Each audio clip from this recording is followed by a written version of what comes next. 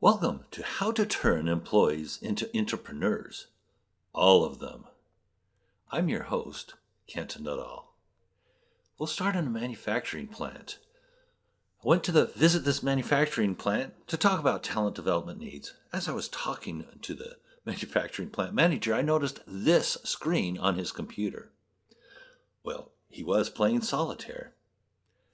And to me, after visiting his plant, it was okay that he did so. The plant was clean. The plant was producing at the desired output requested. The employees were competent and capable. And essentially what had happened is the plant manager had created a slew of intrapreneurs. These intrapreneurs cared about production and metrics as much as he did.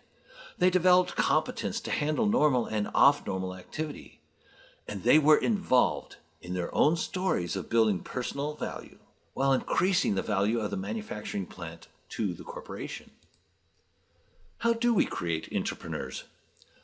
We recognize actions that inhibit intrapreneurial activity. We invest in ways that promote intrapreneurial activity. We implement an employee-led strategy to create stories, and we involve intrapreneurs in our efforts to increase workforce agility. There is a big lie that's out there that talks about what's expected for employee success. And that is, you just need to work harder. What happens with that lie is you turn potential entrepreneurs into employees drowned in mindless busyness. The reality is, a successful entrepreneur produces the outputs that cause increased personal and organizational value. Yet what are most of your employees saying as they greet each other? How are you today? Well, I'm busier than busy.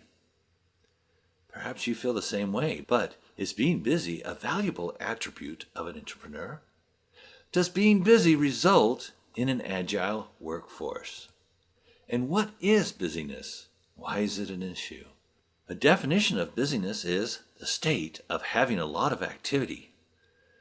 As you can see, I highlighted the word activity because there's something missing. And the missing is valued outputs.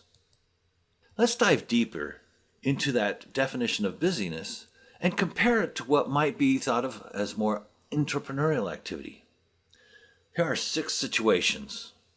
Do they represent intrapreneurial behavior or busy behavior? Works at home, is on the computer for 9+ hours as determined by computer activity monitoring software. Well, they might be producing something of value, but definitely they're going to be busy. And that's all we know, because that's all we see is the output from the monitoring software. Rarely at their desk, yet is a top producer. Those words, top producer, help us recognize that we're seeing value from that person, so we could consider them likely an intrapreneur. Does as they are instructed. Now, that could go both ways, but likely when someone's only doing as they are instructed, they are mostly staying busy. And they're busy doing what the person who instructed them to do wants to be done. Are they creating value? It's mostly busy. Develops a process that increases efficiency. Oh, this is something entrepreneurs love to do, is find efficiencies. People who are busy just keep working. Seen at their desk as scheduled, doing their work. Well, this is definitely a person who is busy because they've seen the value of their particular leader as being able to see that they're at their desk. They might not be working much at all. They might be working a lot, but being at their desk is the biggest value, and that's a busy person. Produces desired outputs, though how the outputs are produced is not always visible. Definitely an entrepreneur, producing those desired outputs. And by the way, that second part, how the outputs are produced are not always visible. That actually can drive some leadership mad in trying to figure out what their entrepreneurs are doing and makes them somewhat hard to manage. But the entrepreneurs are still providing the valued outputs, and that's what matters most. How do leaders contribute to busyness? They focus primarily on hours spent working at a desk or online. And they focus there because it's easy to measure.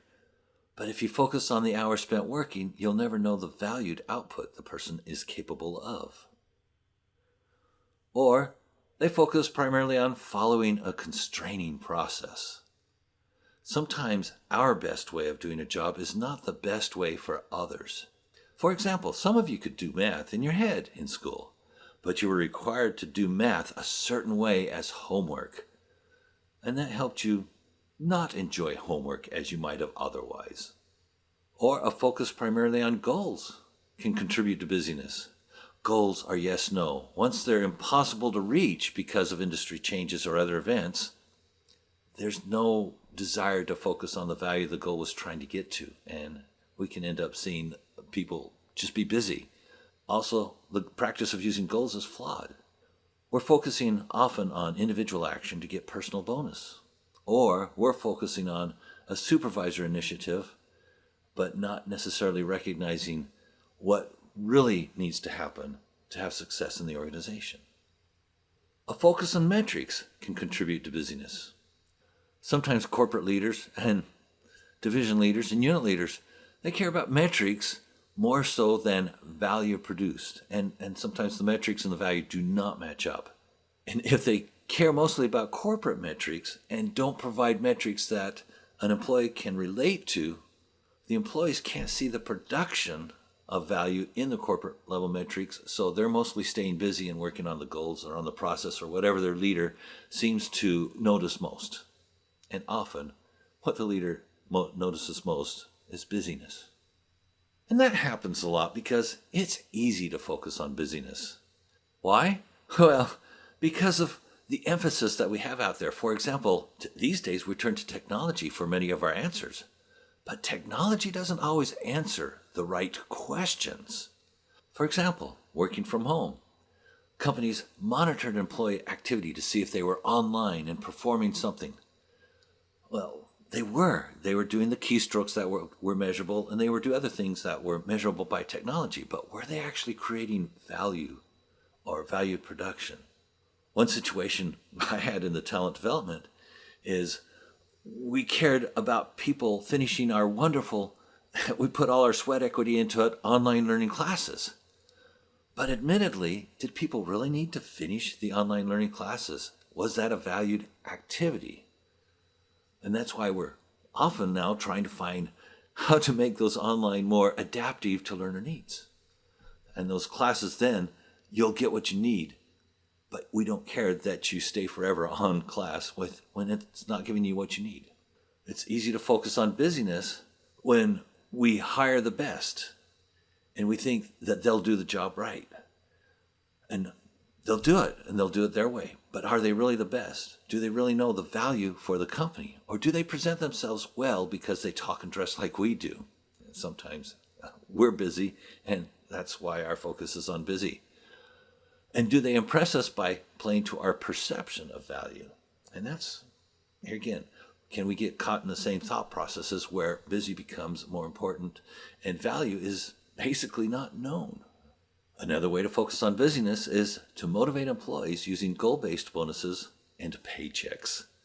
And you'll get a lot of production out of that, but you're not guaranteed value. And let's talk about motivation for a little bit and why I say that. On one occasion, I involved our corporate leadership of human resources in an activity. I asked them first to select from a list the top 3 motivators for them. And then I had them predict what the top 3 motivators would be for another person. It wasn't a surprise when the top 3 motivators for our corporate VP of human resources were all about money. What did surprise people when one of his senior directors didn't focus on money. In fact, her top motivator was a written thank you from my supervisor. So let's put motivation in its light. Often we focus on this left side. What are we doing on this left side? Stock options, surprise bonus, etc. We're paying for work. Essentially, we're paying for people to look busy, keep busy, do exactly what we want or what they think we want. On the right side, we're investing because we're proclaiming to them that they have value. And when we proclaim to the employee that they have value, they're more likely to try to increase the value of the organization. Today's message from employees is, I'm investing my time and talents in you. Please invest in me. Don't just pay me. Admittedly, investments take time. How can supervisors and managers who have enough on their plates truly invest in their employees? The answer is partner with them to write the story of their successful career. Just saying that, you're probably thinking of your stories right now, because stories last longer than money. Stories give employees competence to take on new challenges. Stories bond employees to the company in which the story was created. Then our question is, how do we help the employee create the stories to where they recognize the value that they've brought? Use the meaningful competence strategy and its tools to build entrepreneurs who create their stories. In the meaningful competence strategy, the employee provides value to the company, and the company provides value to the employee by being part of building her story. The employee takes on the larger burden of building the story, but does it with strategy and support. The strategy and tools provide guidance for building the entrepreneurial story and for reducing busyness. Why the need for such a strategy? 99% of employees were never taught how to manage and build their careers. 100% of employees are expected to manage and build their careers. How does the meaningful competence strategy work? The VAO model displays elements of the meaningful competence strategy. Entrepreneurs discover the outputs they personally can and should produce to build their story, and how to improve production of those outputs. Then they use the 4 leverages of competence development to deliver improved production of value-added outputs that improve relevant business results. Value-added outputs are the core of this strategy. What are value-added outputs? Something you produce, a service, physical product, event, document, or other countable event that is proven to influence relevant business results. Let's talk more about the VAO model and how it contributes to the stories and to the success of both the employees and the organization. First of all, we keep desiring for our employees to stay connected to the organization, and that's why the model starts with relevant business results. Why relevant business results? We have to focus on results that employees care about. So the relevant business results are metrics that the employee can see their success in. They can see how their contribution moves those relevant business results. That's why they become relevant. Now, they're relevant to the organization because we can also take a line from those results up into metrics that corporate leaders care about. Therefore, relevant business results are important to both. And that engages the employee into the organization. Well, then we have to create and move those metrics that matter, those relevant business results. And that's where we come up with value-added outputs, and we create value-added outputs. These are the 1 to 3 outputs that, if accomplished, move those relevant business results. When we go back to using just employee description, job description and all, we tend to get busy. But if we can focus just on 3 relevant business results or less, we can stay focused on producing relevant business results. You could say, but we have job descriptions, position descriptions that help people know what they ought to do. Those position descriptions often have too many items on them and actually promote busyness because a person can get lost in exactly what they're trying to produce that has value. Those descriptions are usually a list of what to do, not what value to produce. So the value-added outputs are those things with criteria that say, if you do this, it counts. Such as in baseball, if you actually get the hit and get to first base, it counts. But if you just have the bat hit the ball, it doesn't count as a hit. Each value-added output is only a true good value-added output if it can help produce the movement in the relevant business results that we want. At the bottom, we see leverages. And what this represents are the 4 leverages to improving competence.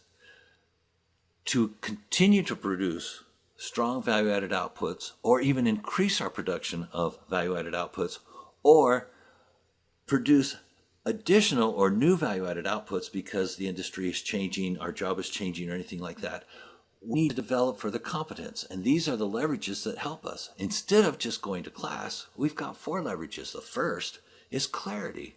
And the leverage of clarity is often helped out by having these value-added outputs that clarify this is what we need to produce further.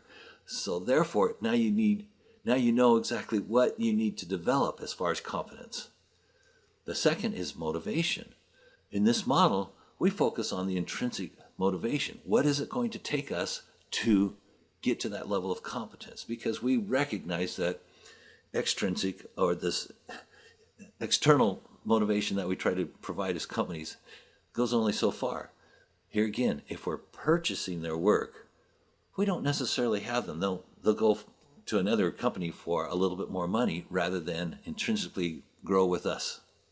The third leverage is resources. Now, often we think, well, resources, yeah, do we have the resources to be able to improve that employee? But in this case, we try to help the person turn truly into the entrepreneur because we're saying, find the resources, build the resources. You need resources, recognize how to leverage that, because in the process, you're going to develop your competence further. And then finally, we include skills, which takes little explanation because this is where we do actually go and get classes, conferences, or something else of relevance. A successful entrepreneur knows that they need to consistently analyze how well they're doing and how to improve and how to overcome issues that stop the continued progression of more value-added outputs. The individual mesh model is a model that helps with that. In the individual mesh, one recognizes that what someone brings to work is their production, their method and handling of relationships, and their work style. And that gets put into the organization, which consists of supervisors, peers, and structures. When things go awry, it's often a relationship issue that has gone wrong. For example, and we'll take a common one, if you look in the middle cell is called trust. Relationships with peers truly do get in the way of success and can cause a lot of failures. They can also be improved to create greater success. The other elements have similar strategies, such as there are many people who have a great work style, but they'll come to an organization where the structure of the organization is not compatible with that work style. At that point, an entrepreneurial type of employee recognizes that needs to change, that they need to become more compatible in their work style with the structure, or help the structure be more compatible with them and cause a change. And that's how entrepreneurs analyze the situation and move forward, and through that determine what competence they need to build to create and deliver the value-added outputs the organization needs to improve the relevant business results. Well, that brings up a question though. Is there a list of specific skills and behaviors that all entrepreneurs exhibit? Well, here is that list. What do you notice about the list? I've listened to and read a lot of success literature, and I'm sure you have too. And this is what I've heard successful entrepreneurs do. They get up early in the morning, except for those who get up late. They plan their day, except for those who only schedule meetings. They go at everything with gusto, except for the quiet ones. They inspire teams to work hard for them, except for those who are demanding and quick to fire. They treat their employees with respect, except for the ones who focus more on meeting short, not always clear expectations. I think you get the idea. That's why developing entrepreneurs means focusing on strategy. How did meaningful competence strategy get its start? Several years ago, I worked with a man named Patch, and he was a superintendent at a paper mill. And he was having a struggle at times, such that one day we were riding together to work, and he looked at me, he says, this would be a great job if it weren't for the people. Well, of course, this job is all about the people. But admittedly, it's difficult to lead people who are employees and get the valued production you want. It can be more difficult to lead those eager to create change and cause greatness, to the point that you might sometimes prefer those who just follow directions. As an eternal optimist, I was sure there was a way to get more from employees and provide the structure that would support leaders. in getting the full advantage they could from their eager people. To do so would mean moving from process or advice to strategy. We currently spend a lot of time using processes to evaluate employees, hoping that the feedback we give motivates them. Meaningful competence provides employees the tools and strategy to become entrepreneurs and motivate themselves. It also helps you find hidden stars, those that have no idea how to shine in the current evaluation systems. As a bonus to you, the leader, when you implement the meaningful competence strategy, you get an agile workforce. When you learn more about the full meaningful competence strategy and its tools, you understand why the programs that build meaningful competence in businesses are part of the Agile Workforce Academy. It's because I've seen much of what's been done to build an agile workforce. An agile workforce does not come through multi-hour courses describing what agility looks like, nor messages discussing the need to build agility, or hiring candidates who proclaim their agility, or implementing technology that claims it increases agility. Effective strategy can come through building meaningful competence, which enables employees to identify value-added outputs, measure and communicate their production of value-added outputs, and increase their production of value-added outputs. Agility is built employee by employee, each one implementing the meaningful competence strategy. So how will you create intrapreneurs? Recognize your actions that inhibit intrapreneurial activity, that keep them busy instead. Invest in their development of meaningful competence, which will promote intrapreneurial activity. Let the employees lead in creating stories of improving their value and the value of the organization. Involve entrepreneurs in our efforts to increase workforce agility by allowing them to progress from value-added output to value-added output, each progression creating more personal and organizational value. We invite you to learn more about meaningful competence and how to build your employees into entrepreneurs and create that agile workforce you want. You can visit us at torchsolutionsgroup.com.